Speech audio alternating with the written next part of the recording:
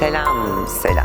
Görünmeyen dünya, öteki taraf. Yine sınırın ötesindeyiz. Bugün size saatiniz ya da takviminiz kaçı gösterirse göstersin, zamanın ve kalbin tamamen durduğu o an, kinsiz an var ya, işte onu anlatacağım. Hazır mısınız? Ben hazırım. Evet, yaşanmış hikayeleri anlatıyoruz. Birebir bireysel danışmanlıklarda tanık olduğum, şahit olduğum ve oralara dokunduğum yerleri anlatıyorum. Bunlar gerçekten gerçek hikayeler. Umarım siz de bugün tanık ve şahit olursunuz ki üstünüze düşen payı alır, hayatınızda görünür yaparsınız. Bu sebepten dolayı bu videoyu sevdiklerimizle paylaşalım. Şebnem Tacıgut'a abone olalım, bildirimleri açalım. Ama tabii bir parça bulduysanız da yorum yapın. Ben gerçekten okuyorum. Benim için çok değerli o yorumlar. Başlayalım mı?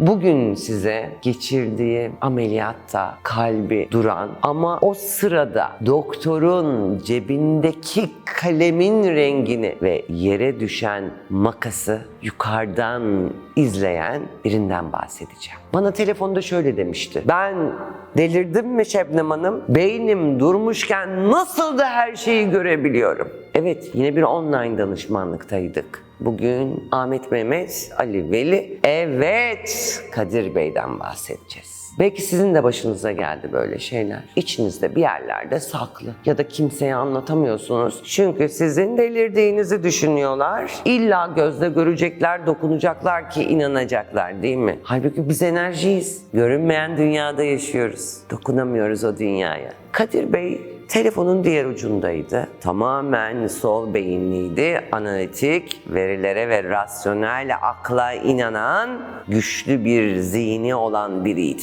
Tüm bunları yaşadığında büyük bir şok dalgasıyla sarsılmıştı. Telefonun diğer ucundaydı ve minnacık birkaç cümleyle anlatın diye sorduğumda geçirdiğim ağır operasyon tam 6 dakika boyunca klinik olarak öldüğümü söylediler. Beyin dalgalarım tamamen sıfırlanmış, kalbim durmuştu. Ama ben o sırada her şeyi gördüm, duydum, biliyordum. Ölmemiştim, uyanıktım dedi. Tüm bu bilgileri söylediğinde şöyle bir cümleyi de net hatırlıyorum. Bedenimden yukarı doğru hızla çekildim ve tavandan kendi cesetime bakan doktorları izledim. Olağanüstü bir şey değil mi? Kaç kişi böyle bir deneyim yaşamış olabilir? Oradaki doktor minik bir panik anı yaşamış ve o sırada cerrahi makas yere düşmüştü. Hemşirelerin panik halleri, feryatları, hatta o kargaşada asistan doktorun cebinden de bir kalem düşmüştü. Ve bunların hepsini hatırlıyordu. Olağanüstüydü. Mucize dışıydı böyle bir şey. Ve şöyle bir soru sordu bana. Şebnem Hanımcığım, beynim çalışmıyorsa, öldüysem ben bunları nasıl gördüm? Kafayı mı yiyorum? Evet, tüm bu cümleleri aldıktan sonra bilinçaltının en derinlerine, kapalı odalarına, gizli saklı sandıkların içine sakladığı o kilitli dosyalara doğru en saf niyetimle, en saf sevgimle onun elektromanyetik alanından morfogenetik alanda levh-i mahfuz dosyasına bağlandım. Mesafeler yok oldu her zamanki gibi. Zamanın ve mekanın ötesine geçmiştim. Mutlak sessizlik vardı. Bir hiçlik halidir o. O kilometrelerce uzaklık tamamen kaybolmuştu.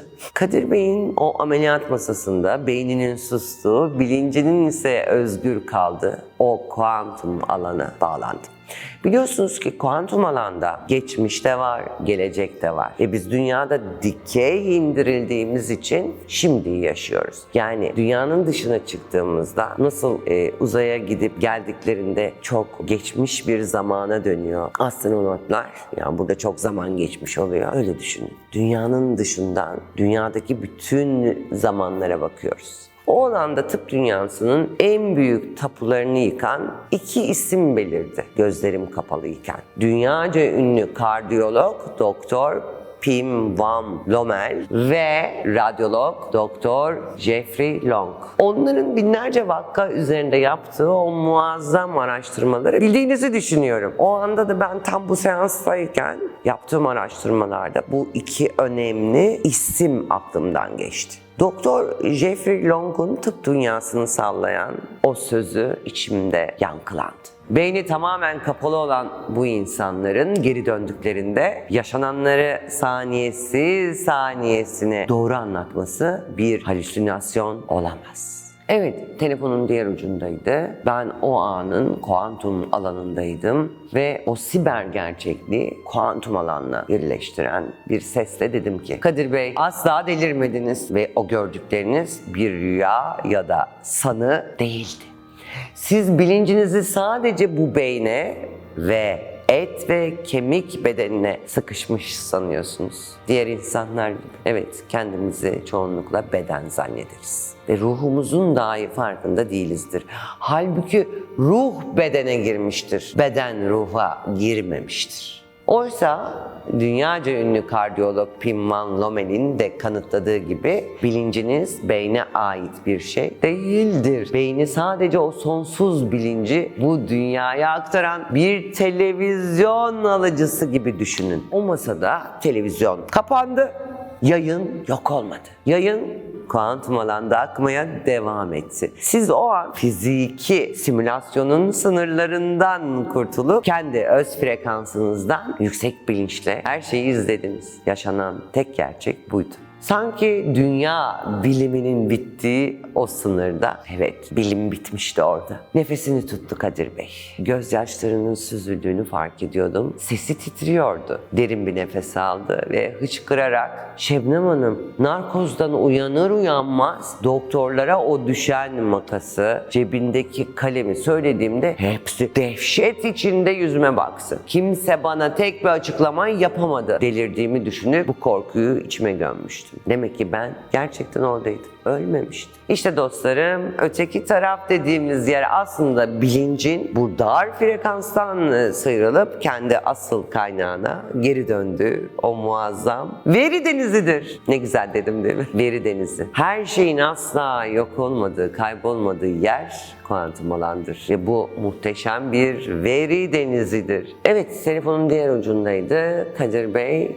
duygusal anlar yaşıyordu ve ona dedim ki, Kadir Bey, o an yaşadığınız şey bir son değildi. Ölüp tekrar dirilmediniz.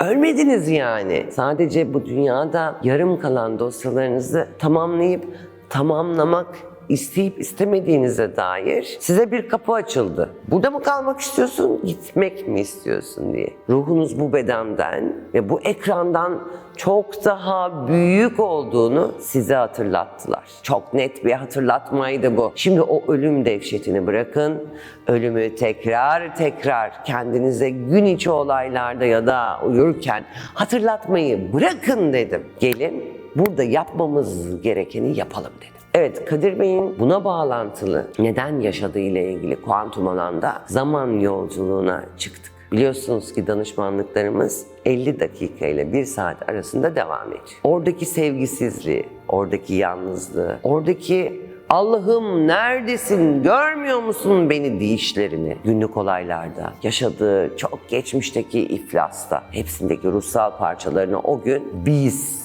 bulduk. Kadir Bey hiçbir şey anlatmadı ve hepsini nötrize ettik. Hepsini bugüne dikey yaşadığımız bu dünyadaki şimdiye getirdik. Sonrası ne oldu? Tabii ki biz tek bir seansta çok şey elde edemiyoruz. Bu bir yolculuk, bütüncül bir yolculuk için danışmanlıklarına devam etti Kadir Bey. Birkaç danışmanlığımız daha olmuştu. Haftada bir yaptığımız. Günler geçti. Zannedersem 8. ya da 9. seansımızdı. Kadir Bey, nasılsınız dedim. Sonsuz bir varlık olduğumun bilincindeyim. Hatırlıyor musunuz benim öldüğüm, hani o kalemi makası hatırladığım ve tekrar bedene geldiğimi söylediğim o ameliyat travmasını? Tabii ki dedim. Dosyanızda notlu bir şekilde yazıyor. Ben o gün tek bir bedenden ibaret olmadığımı çok net anladım. Bu dünyaya boş yere gelmediğimi de çok net anladım. Artık hayattan keyif alıyorum. Suyu içerken bile onun tadını, onun içimde o suyun gezme halini bile hissediyorum dedi. Çok mutlu oldum. Birine daha dokunmuştuk ekip olarak. Evet, diğer detaylar seans gizliliği biliyorsunuz. Umarım bugün siz üzerinize düşen o kıssadan hisseyi almışsınızdır. Görünmeyen dünya, bilimin bile artık kapısında diz çöktüğü, asıl gerçek olduğu, kuantum alanın kabul edildiği bir alan. Bizler mesafeleri, zamanı, boyutları yıkıp geçebiliyoruz. Bu bir tecrübe. Bu bir üst üste yaptığımız, yıllardır vazgeçmediğimiz uyanış yolundan kaynaklanıyor. Umarım siz de bugün bu videoyla görünmeyen dünyaya, sınırın ötesine geçersiniz. Sizin bu dünyadaki en büyük ve en ölümsüz parçanız ruhunuz. Size tek bir şey söyleyeceğim. Karanlıktan korkmayın. Kendi kadim ve sonsuz gerçeğinize uyanın. Sizi seven kardeşiniz Şebnemce.